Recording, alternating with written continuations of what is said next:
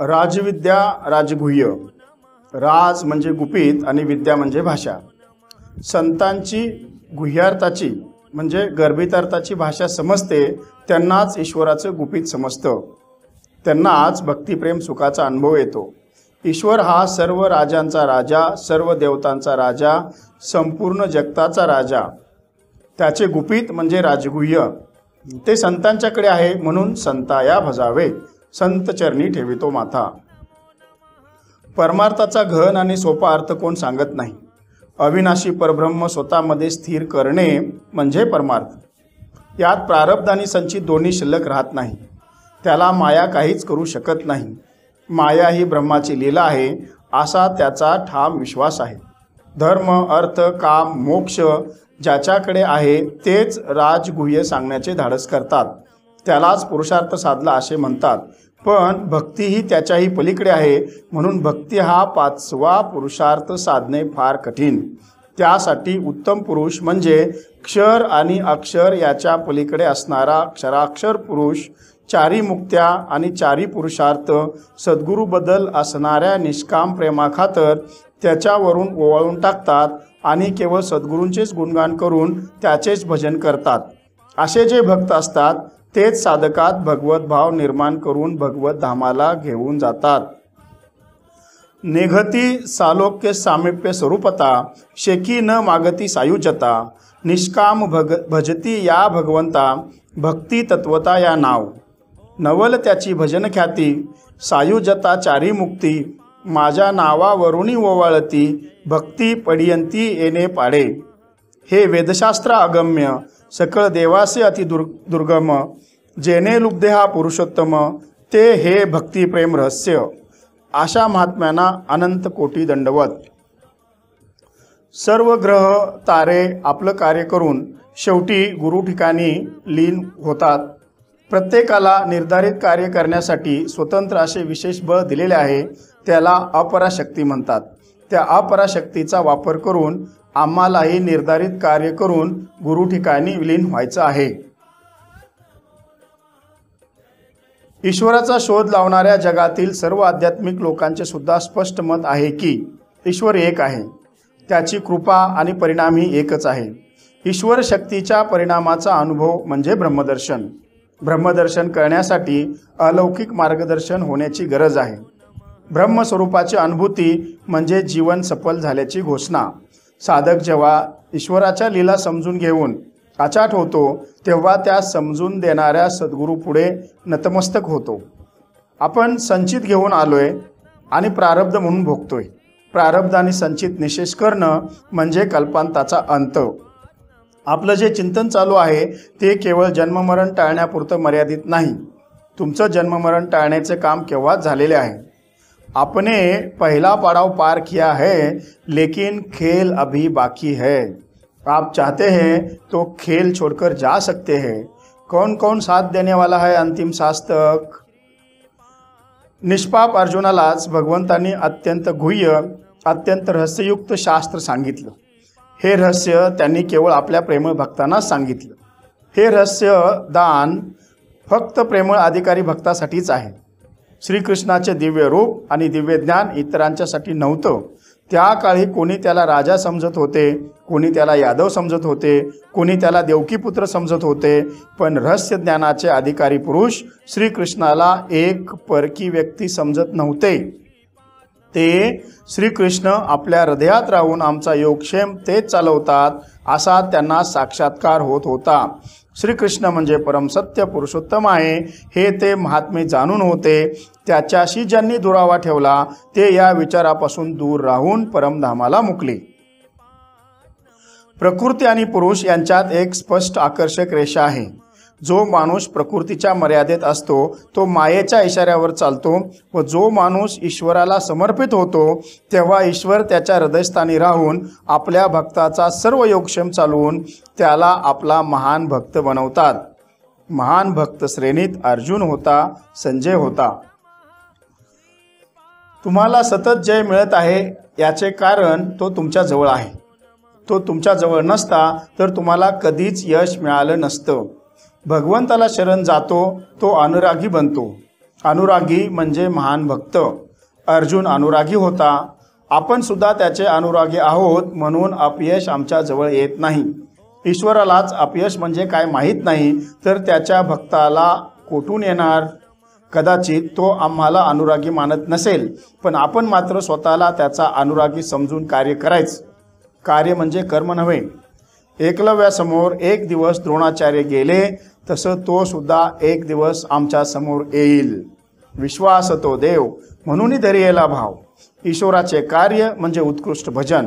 उत्कृष्ट भजनाने भगवंत आपल्याला अनुरागी बनवतो. यावर दादासाहेब मोठे सांगतात, उत्कृष्ट भजन म्हणजे सद्गुरूवर अखंड विश्वास व सद्गुरू बोधाशी एकनिष्ठ राहून सद्गुरूंच्या ध्यासात त्यांच्या कार्याची साधना करत राहणे. द्रोणाचार्यांनी एकलव्याचा स्वीकार केला नव्हता, तरीही द्रोणाचार्यांनी अर्जुनास दिलेला बोध मलाच दिला असं समजून एकलव्याने त्यानुसार साधना केली. सद्गुरू ध्यासात असल्यामुळे गुरु द्रोण यांच्यापर्यंत ती तळमळ पोचली व तेही आपल्या भक्ताला दर्शन देण्यासाठी पोहोचले. अर्जुन देहाने सद्गुरूजवळ होता व त्याच्या अंतःकरणात सद्गुरू होते. एकलव्य जंगलात होता व त्याच्याही अंतःकरणात सद्गुरू होते, म्हणून दोघांचाही जय झाला. दोघेही अनुरागी. श्रीपाद बाबांचे अनुरागी भक्त आपल्याला मिळाले व आपणासारिखे करीती तत्काळ, याप्रमाणे त्यांनी आपल्या भक्तांनाही तसंच करण्याचा ध्यास बांधलाय. आता आपण अर्जुन एकलव्य होऊन राहायचे, बस, बाकी काही नको. ब्रह्म ही वस्तू नसून संतांचे विचार हेच ब्रह्म आहे. बाबांचे विचार ऐकण्यात ब्रह्मदर्शन होते, तेच ऐकूया. पुढे बाबा सांगतात, शुभ अशुभ, विद्या अविद्या, अचेतन सचेतन, ब्रह्म आहे ब्रह्म नाही, अशा प्रकारचा संकल्प विकल्प प्रवाह नष्ट झालेला आहे. त्याच्यात अव्यक्त बुद्धीच्या पलीकडे असणारा सनातन भाव प्राप्त होतो, जो कधीच नष्ट होत नाही. मी ब्रह्म आहे हा भाव सुद्धा गळून पडलेला आहे, जो परम अव्यक्त भावाच्या पलीकडे स्थिर झालेला आहे. अशा अवस्थेचा पुरुष महापुरुष असतो. त्याच्या अंतःकरणात स्वतःची बुद्धी नसते. परमात्म्याच्या यंत्रणेखाली त्याची बुद्धी चालते. अशा पुरुषाकडून उपदेश मिळून प्रेरणा मिळू शकते. त्याचा उपदेश व प्रेरणा यामुळे विश्वकल्याणाचे कार्य होत असते. अविद्या मायेत रात्र असते. अविद्येतून विद्येत प्रवेश होतो तेव्हा दिवस चालू होऊन विद्या कार्यरत होते. त्यावेळी साधक स्वरूपाकडे धाव घेतो, तेव्हा अंतःकरणातील हजारो प्रवृत्तीत ईश्वरी प्रकाशाचा संचार होतो. अशा वेळी दिवस रात्र, विद्या अविद्या, ज्ञान अज्ञान या द्वंद्व प्रवाहातून द्वंद्वापलीकडे जातो. तेव्हा साधकाला ईश्वराच्या खऱ्या स्वरूपाची जाणीव व्हायला लागते, पण त्याचं आकलन त्याला होऊ शकत नाही. सद्गुरू वचनावर दृढ राहिल्याने कालांतराने आकलन सुद्धा व्हायला लागते, पण काही साधकांना घाई असते.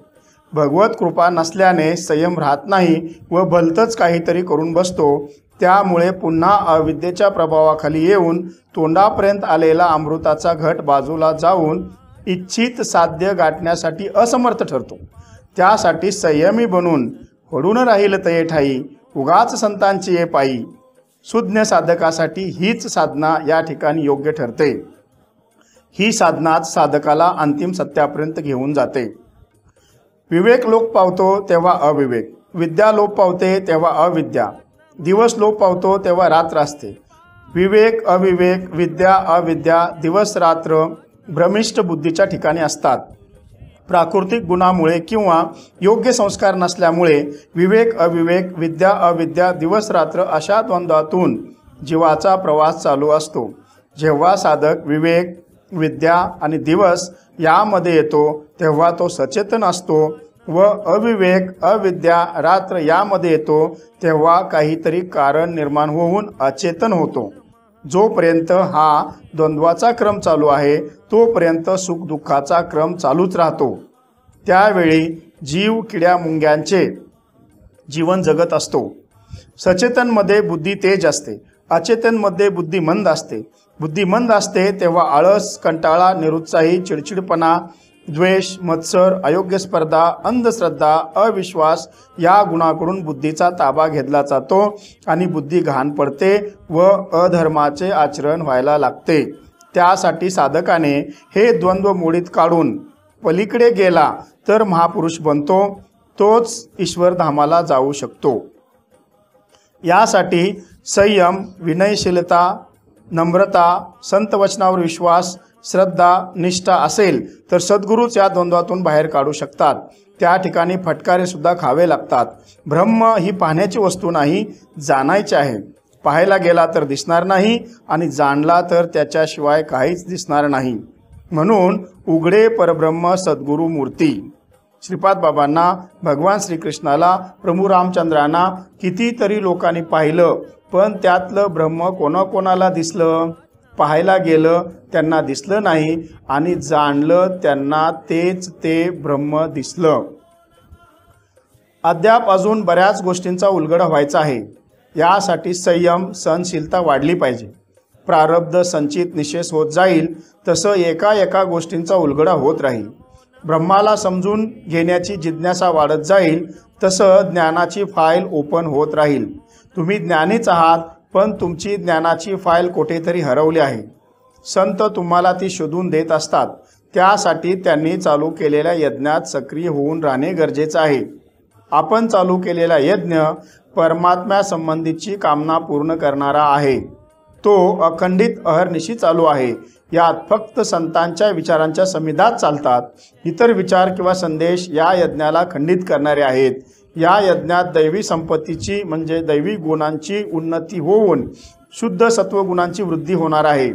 हे शुद्ध सत्वगुण हृदयात शिरून परमश्रेष्ठ परमदेवाचा अनुभव देऊन ईश्वर तेजाची प्राप्ती करून देणार आहेत। आपण चालू केलेल्या यज्ञाशिवाय इतर कोणताही यज्ञ ईश्वर तेजाची प्राप्ती करून देणार नाही। इतर साधना किंवा यज्ञ भौतिक शरीर सुखाचे भोग देणारे आहेत। शरीर नश्वर आहे। ईश्वर तेजाच्या प्राप्तीसाठी भगवंतानं प्रत्येकाला दैवी गुण दिलेले आहेत। शरीर ऐहिक सुखासाठी या गुणांचा वापर करतो, तो या गुणांची चोरी करून चोरच होतं व पुढे त्याची प्रगती न होता तो अधगतीला जातो। आपल्याला या गुणांची चोरी करून चोर व्हायचं नाही। प्रामाणिकपणे यज्ञ करून ईश्वर सत्तेत सामील व्हायचं आहे। या यज्ञाची रचना महापुरुषाद्वारे होत असते। यात अमात्याचा संग होता कामा नये। त्यांच्या सहवासापासून दूर व्हाल तेवढी प्रगती जलद होईल, अन्यथा अधोगतीच आहे। या साधन चक्रानुसार वागत नाही तो पापी पुरुष ऐहिक सुख भोगासाठीच हपापलेला असतो। त्याची साधना व्यर्थ, जगणं व्यर्थ ठरतं। ज्या यज्ञाचं भगवान श्रीकृष्णांनी समर्थन केलेलं आहे असा हा आपला यज्ञ विधी विशेष चालू आहे की ज्यात इंद्रियांना आराम नाही पण अक्षय सुख प्राप्त आहे। या यज्ञात प्रारब्ध संचित बाद होतं। जीव सनातन स्थितीला जाऊन पोचतो। कौतुक आहे संचिताचे म्हणणे सुद्धा राहत नाही।